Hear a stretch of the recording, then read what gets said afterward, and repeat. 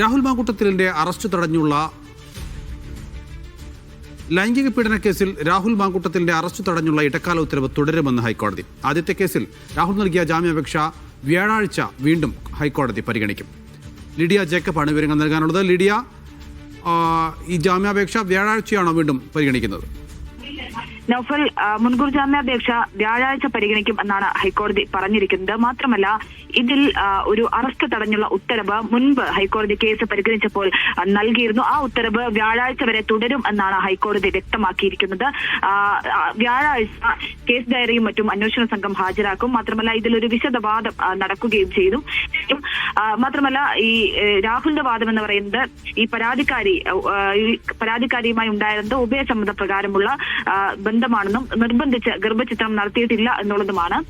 അതിലാണ് ഇപ്പോൾ നിലവിൽ ഹൈക്കോടതി അറസ്റ്റ് തടഞ്ഞുള്ള ഉത്തരവ് നീട്ടിയിരിക്കുന്നത്. വ്യാഴാഴ്ച അത് വീണ്ടും പരിഗണിക്കും, ഹർജി വീണ്ടും പരിഗണിക്കും. അതിൽ വിശദവാദം കേൾക്കുകയും ചെയ്യും.